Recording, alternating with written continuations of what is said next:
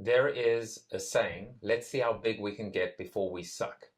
It's jarring. I know it's jarring, but I felt that there needed to be a little bit of tough love right now with respect to the corporation and some of the growing pains or maybe the challenges facing the corporation.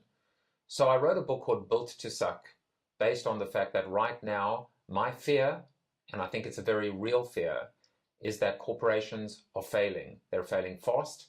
They're failing faster as well. There are only roughly about 53 or 54 companies left in the Fortune 500 from the original list in 1955. So we're seeing them falling and failing like flies. And so I wanted a book that would get their attention and allow them to pay attention and take action. I'll give you a few statistics.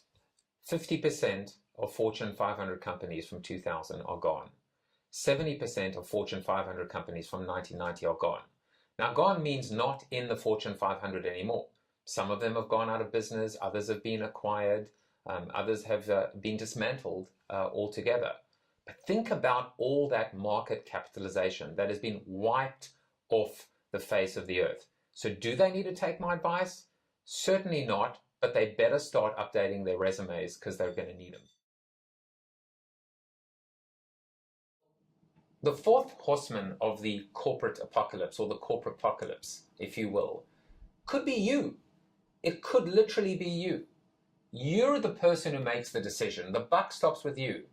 So don't try and transfer it to somebody else or blame somebody else. Look in the mirror and take stock and make the change. Be the change. However, when it comes to being able to sell it through, I talk about 4 different types of directions. I think it's important not to oversimplify the fact that we're selling through to senior management. So there is top down, there is bottom up, from the ground, from the grassroots, the power of the Gen Zer or the millennial or the apprentice, if you will. There is outside in, being able to be influenced by and connect with outside, objective, independent voices that can help create the idea virus inside the company. And fourth and finally, and this is a big one, inside out, the rot of middle management. I believe that most companies are failing today and sucking today, not because of senior management, not because of the junior talent, but because of this poor middle management. They're stuck in the middle. They don't have choice.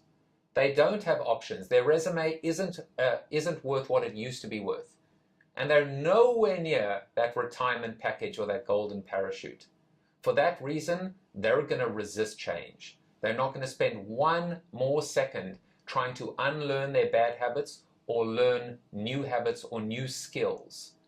And until you change that, and that is all about the C word, all about culture, you will continue to see companies faltering, stumbling, failing, and sucking. No one's doing it right. No one's doing it right. And the people you think are doing it right have got great PR departments. The fact is, I go out there in every single one of my speeches, in every one of my keynotes, and I ask the people in the room, have you had in the past 12 months a budget cut, a hiring freeze, a reorg, or a restructure? I've not found one person and one company that has gone 12 months without one of those events, those life-changing events. Is it any wonder that there's no momentum in the corporate world anymore? So if a company is doing it right now, they surely won't be doing it right tomorrow, and they definitely weren't doing it right yesterday. To be honest with you, I'm not sure that the corporation can be saved, because the corporation is its own worst enemy.